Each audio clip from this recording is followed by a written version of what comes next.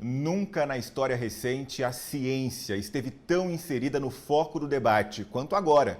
Dos que esperam avanços e depositam confiança no trabalho dos cientistas, aos que insistem em questionar processos e recomendações. Tudo isso depende da qualidade da informação que é transportada de uma ponta a outra. E sobre esse assunto, eu converso com o biólogo e professor da Universidade Estadual do Ceará, Hugo Fernandes. Obrigado por ter aceito o convite. Olá Gustavo, olá a todos os ouvintes. Eu que agradeço a oportunidade de falar aqui com vocês. Hugo, boa parte da dificuldade em fazer essa ponte que eu acabei de escrever aqui é a responsabilidade dos próprios cientistas. Qual que é a sua opinião sobre isso? Você acha que essa comunicação, ela sempre foi falha? Sempre foi falha. Do nosso lado, nós temos a dificuldade de nosso treinamento, a nossa formação, né, desde a graduação até o doutorado, pós-doutorado, o processo de magistério, que é, assim, bom dizer, os cientistas, a maior parte deles são professores, né? A maior parte é do magistério. Então, a nossa formação, ela não permite, ela não tem esse histórico de comunicação. Então, a gente, durante muito tempo, mesmo no auge dos investimentos em ciência no Brasil, nós esquecemos de falar isso para as pessoas. Nós esquecemos de falar a importância do que a gente fazia. E agora eu vejo que boa parte dos cientistas está correndo contra o tempo para tentar informar. Claro, é válido, mas esse histórico falho nos trouxe a um cenário muito ruim em termos de comunicação com o público. Agora, Hugo, eu já ouvi você falando em beleza na divulgação científica, não é mesmo? E é uma coisa que a gente não relaciona muito, né? Do cuidado no tipo de texto, em tornar algo tão complexo para a maioria das pessoas em algo atrativo. Esse é o caminho, na sua visão? Sem dúvida. O que a gente precisa entender, Gustavo, é que a divulgação científica, ela é um mundo. Ela é um mundo cheio de caminhos, tá? Então, a forma com a qual eu escolho falar depende muito do público com o qual eu quero atingir, para o qual eu quero atingir. É o caso de vocês, por exemplo, que trabalham com comunicação, né? Você na televisão tem um modo de falar diferente de um redator que está fazendo um jornal, né? Ou estaria fazendo diferente se fosse para uma televisão fechada e não aberta. Da mesma forma, a divulgação científica tem esses mundos. Eu preciso entender quem é o público que eu quero atingir para falar do jeito que esse público exige. E aí eu preciso falar a língua dele. O acadêmico, ele acha que comunicação... O acadêmico médio, tá? Ele acha que a comunicação científica se resolve com um banner de congresso, por exemplo. Só que quando eu olho para um banner de congresso, só quem é meu par, ou seja, só quem compartilha comigo das técnicas, do entendimento do que é um trabalho científico, que vai entender aquilo. E não necessariamente quando eu acesso a linguagem do que eu quero postar, do que eu quero transmitir, não necessariamente isso é a garantia de que isso vai ser visto. Então eu preciso estudar outros tipos de conhecimento para aquilo ser de fato reverberado. Marketing, né? Muita comunicação social, entender inclusive de psicologia social, isso é muito importante, que é um mundo da comunicação. Então, o que eu costumo dizer, para um cientista que faz divulgação científica, a gente espera que ele entenda de ciência, isso, né? Já que ele é cientista. Sim. Então, isso aí basicamente está resolvido. Agora, eu preciso que ele entenda muito de comunicação. Eu não entendia. E aí eu corri atrás, principalmente de parcerias. Eu acho que formar parcerias nessa hora é o melhor caminho. Viu, nós estamos vivendo aí um momento em que muitas forças-tarefas estão acontecendo no mundo todo para se chegar a uma solução para esse desafio que se revelou a pandemia. Isso é positivo ou acaba gerando muita confusão também? Tanta gente envolvida com o mesmo assunto. Isso é muito complicado, viu, Gustavo? Porque o que nós temos, tá? Antigamente nós tínhamos pouco acesso à informação, né? Basicamente era a televisão, o rádio e o jornal. Agora todo mundo é capaz de fazer isso. Todo mundo é capaz de gerar informação. Então, o que acontece é que você tem um bolo de notícias que nem sempre são verdadeiras. Na verdade, nós temos um mar de desinformação acontecendo na internet e as pessoas procuram se agarrar a alguma referência. Felizmente, para algumas pessoas, essas referências são cientistas. Só que o que você também tem é uma pulverização de informação científica acontecendo no Brasil inteiro e as pessoas não sabem muito bem quem ouvir. Isso é um problema, Porque as pessoas elas se agarram no personagem, aquele cientista A, aquele cientista B, quando na verdade o que falta às pessoas é um entendimento do processo e do método científico. Não necessariamente daquela pesquisa, mas se ela entender o processo e o método científico, ela vai ter uma capacidade muito melhor de filtrar aquela informação. Então, é uma maneira que a gente tem, claro que isso demora muito tempo, isso é a longo prazo, uma maneira que a gente tem de garantir um filtro melhor para aquilo que está chegando até o ouvido dela, ou aos olhos dela. Porém, a curto prazo, a gente precisa agir. Nessas horas, o que as pessoas precisam procurar, para além daquele cientista A ou B, é aquele cientista que está te fornecendo uma referência, por exemplo. Te fornece as fontes, né? Está indo num canal que você consegue confiar. E definitivamente esse canal não é o WhatsApp. Sim, com né? certeza. Então, nesse ponto, tanto os divulgadores científicos como a própria imprensa tradicional, como é o caso de vocês, tem feito um trabalho muito importante para, de fato, informar as pessoas corretamente. Agora, Hugo, nunca ficou tão claro quanto o tempo é um ingrediente fundamental para a ciência. Por que ele é tão importante? É para garantir a segurança desses processos, é isso?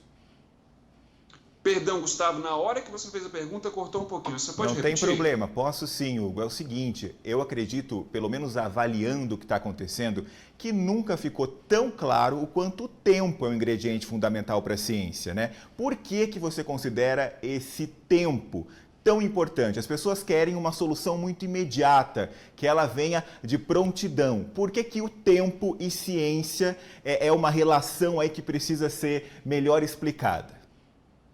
Perfeito, que maravilhosa sua pergunta, Gustavo. Vamos lá, o que está acontecendo hoje já é algo muito, muito além do normal dentro da ciência. A ciência está caminhando a passos mais rápidos do que ela jamais caminhou. Então, o tempo dela já está sendo muito acelerado. Mesmo assim, as pessoas não compreendem isso. Elas não compreendem que ela precisa de um tempo e elas também não compreendem que esse tempo já está acelerado até mais do que ela tem capacidade de acelerar. E elas ficam cobrando mais aceleração, como se nós fôssemos capazes de, sei lá, do nada, são em poucos dias ou em poucos meses, lançar uma vacina. E aí isso acaba descredibilizando a ciência, porque as pessoas ficam esperando respostas imediatas e a ciência não funciona dessa forma. E não é que ela não funciona assim porque a gente quer. O método científico funciona desse jeito. Porque as pessoas precisam entender que na ciência a gente trabalha com teste. E teste exige uma coisa chamada amostragem. E no caso de seres humanos, de doenças, de pandemias, essa amostragem precisa ser muito grande. Então, para o caso de uma vacina, por exemplo, que todo mundo espera, né? O que eu espero, você espera, todo mundo espera. O vidrinho, o composto, tá? O líquido, ele é relativamente fácil de fazer, ele é muito fácil de fazer.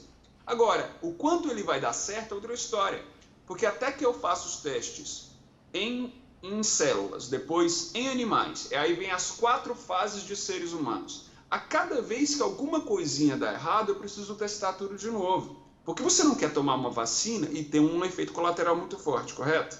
Então, para que isso não aconteça, eu não coloque a vida das pessoas em risco, eu preciso testar, e eu preciso testar um número de pessoas muito grande. Então, se nós tivermos de fato uma vacina daqui até o ano que vem, esse já será o recorde dos recordes de produção de uma vacina, porque a mais rápida da história demorou 5 anos. Então a gente vai torcer, óbvio, para que isso não aconteça, para que a gente consiga fazer isso em meses. O que não dá, Gustavo, é a gente fazer isso em dias, em semanas ou em poucos meses. Isso é impossível, e não por falta de aceleração dos cientistas, mas sim porque o método científico exige isso para que a gente não coloque a população em risco. Porque quando você está doente de uma coisa e eu também, a mesma doença, tá? Só que o remédio que eu vou tomar pode ser diferente do seu, porque às vezes eu tenho uma reação alérgica que você não tem. Às vezes a diferença de idade pode fazer uma diferença, pode ser importante para diferir um remédio que você vai tomar e eu não. E se você tiver alguma alergia a alguma coisa, uma reação estomacal, você toma um remédio para isso. E eu não. Isso é um remédio. Vacina não é assim. Vacina é uma dose que tem que dar certo para bilhões de pessoas, independente de idade, independente de comorbidade, de alergia ou de qualquer outra coisa. Então, Sim. isso é muito mais difícil do que fazer um remédio e isso exige tempo. E as pessoas precisam entender que a ciência já está correndo até mais do que ela pode e que será ela que vai dar a melhor resposta para a gente sair dessa crise e nós vamos sair. Viu? Nós vivemos, especialmente no Brasil, né, momentos de muita dificuldade na obtenção de dados reais sobre o que de fato está acontecendo. Isso também é um fator que dificulta os processos científicos? Você não tem uma amostragem aí muito fiel à realidade? Muito. Isso dificulta demais, porque todas as nossas respostas dependem de dados. Esses dados, eles precisam ser fornecidos desde um hospital até as maiores instituições, em todas as esferas, municipal, estadual e federal. E esses dados precisam ser sistematizados. Quando você tem uma confusão nesses dados, em todas as esferas, isso gera uma dificuldade imensa de gerar respostas para os cientistas. E é claro, à medida que os dados vão sendo adicionados, nossas análises se tornam mais precisas. Então, vou dar um exemplo para vocês. Lá em março, uma instituição chamada Imperial College of London fez uma estimativa sobre o número de mortos na Inglaterra, inclusive para o Brasil. E falou que se ninguém fizesse nada, se nada fosse feito, nós chegaremos a 1 milhão de mortos. E muita gente se assustou com isso, inclusive ficou chateadíssimo com a projeção deles. Lembrando, é que se nada fosse feito. Essa projeção, Gustavo, nunca foi precisa e nunca ninguém falou que seria precisa. Porque os dados disponíveis naquele momento nos mostravam uma projeção caso nada fosse feito, né? Só que agora nós temos dados mais precisos, tendo o Brasil entrado em quarentenas. Claro que não da forma como a ciência mostra que seria o ideal, mas nós fizemos muita coisa até então. Então é claro que as precisões agora mudam, mas ainda assim é muito difícil eu mostrar para as pessoas quando é que a gente sai dessa pandemia. Culpa da ciência? Não. Isso é muito mais um problema de mudança de comportamento das pessoas. Porque eu não tenho como prever se daqui para amanhã as pessoas vão resolver sair de casa, como aconteceu, como a gente viu nas cenas, não só no Rio de Janeiro, mas no Brasil inteiro. A cada vez que isso acontece, das pessoas saírem de casa sem máscara, sem ter cuidado com isso, eu não consigo prever. Então os dados vão mudar.